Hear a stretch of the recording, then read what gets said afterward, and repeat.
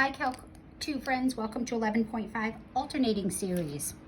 So let's suppose the test for divergence fails, the integral test fails, the comparison test and limit comparison test fails. Perhaps we can express a given series in the form -1 to the n b to the n, or -1 n minus 1 b to the n. That's called an alternating series. And if an alternating series satisfies some criteria, we can decide whether or not it converges. So just a note on notation, -1 to the n is pretty straightforward. We may have other powers besides n and n minus 1. So keep in mind, and you can just simply see the algebra here, -1 to the n minus 1 is equal to the -1 to the n plus 1. And it's also equal to -1 to the n plus 3 plus 5. Right, so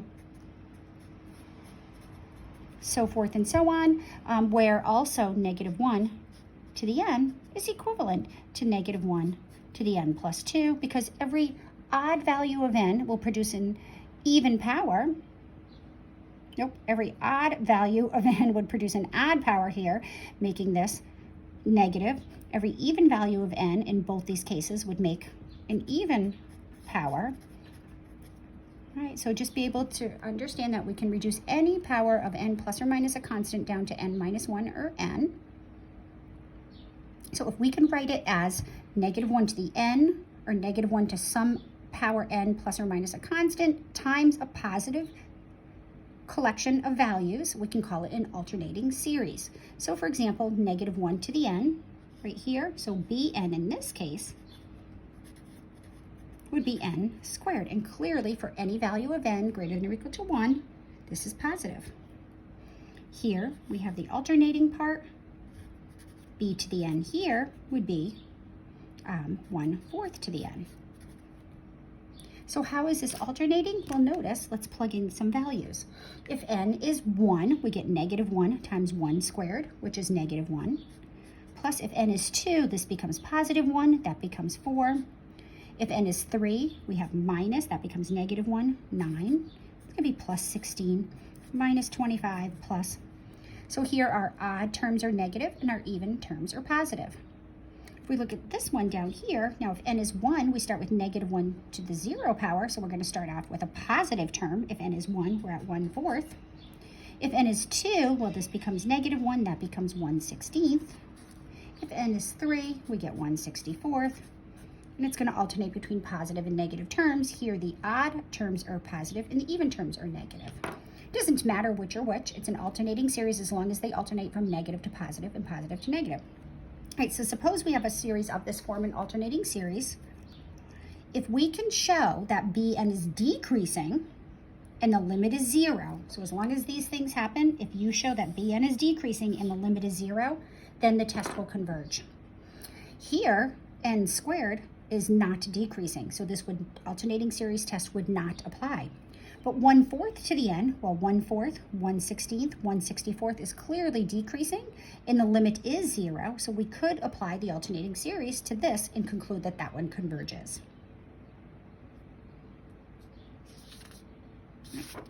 So, but we have to do it formally. So let's look carefully at this. We have to show that the hypotheses are satisfied. So alternating series.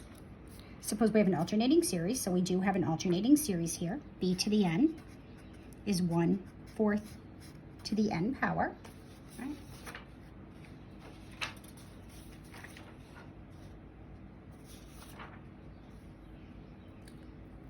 We want to show bn is positive, clearly, right? Because 1/4 to any power is always going to be positive. Is it decreasing? Well, how would you show that this is decreasing? Well, we want to show that bn plus 1 is less than bn, or 1/4 to the n plus 1 is less than 1/4 to the n, right? Or 1/4 times 1/4 to the n is less than 1/4 to the n, right? Well, is it? Well, of course it is, because 1/4 is a smaller fraction of this number. So if we take 1/4 of something, it's going to be less than what we started with. We could also note that 1/4 to the n power is strictly less than 4 times 1/4 to the n power, right? Because 4 times a number is going to be greater than the number itself, is because those are positive. So therefore, 1/4 to the n is less than 1/4 to the n, which is equivalent to 1/4 to the n plus 1 is less than 1/4 to the n. So you want to justify that it's decreasing. So it's decreasing, it's positive, and the limit is n goes to infinity of 1/4 to the n equals 0. Positive, decreasing, the limit is 0. Therefore, by the alternating series test, the alternating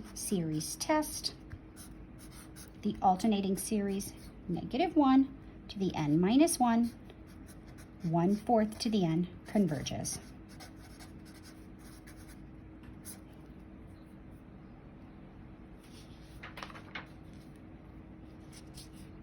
Right, let's look at another example.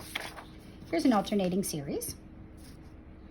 Bn is equal to 1 over n. Oh, we know how 1 over n behaves, but putting that negative 1 over n out front, is that going to change things? So, number 1, b to the n is greater than 0 for n greater than or equal to 1. That's true, because the numerator is positive. We divide by a positive, it's always going to be positive. Is it decreasing? Well, is bn plus 1 less than bn? Well, n plus 1 is definitely greater than n by algebra. So 1 over n plus 1 is less than 1 over n. So yes, bn plus 1 is less than bn, sorry. Yep, so that decreasing. And then the limit, as n goes to infinity, of 1 over n is equal to 0. So it's positive, decreasing, and the limit goes to 0 of the non-alternating part right there. So, but, therefore, by the alternating series test, -1 to the n, 1 over n converges. So let's just take a look at this guy. -1 to the n, 1 over n is, well, if n is 1, it's going to be -1. If n is 2, it's going to be positive. -1/3, positive 1/4, -1/5. So this looks a lot like our harmonic series. The difference is the signs are alternating. And this is called the alternating harmonic series.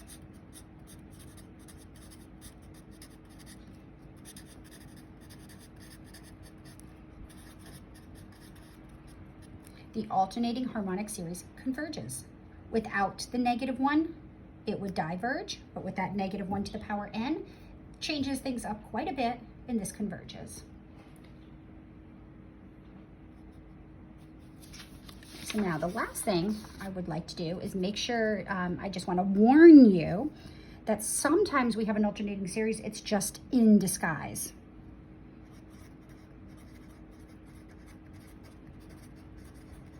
All right, so does this converge or diverge? Sometimes you're not sure at what you're looking at, it helps to write out the first few terms of the series. Let's start. If n is 1, we have the cosine of pi over the square root of 1. All right, so I'm going to write that down, the cosine of pi over the square root of 1. If n is 2, we have the cosine of 2 pi over the square root of 2, plus the cosine of 3 pi over the square root of 3, on and on. What's the cosine of pi? The cosine of pi is -1 over 1.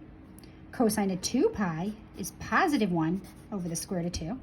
3 pi goes back to -1, square root of 3. If we had 4 pi, it'd be so forth and so on. Obviously, I would call that 1/2. So this is actually an alternating series in disguise. So this is really negative 1 to the n times 1 over the square root of n. These are equivalent series. So we have an alternating series.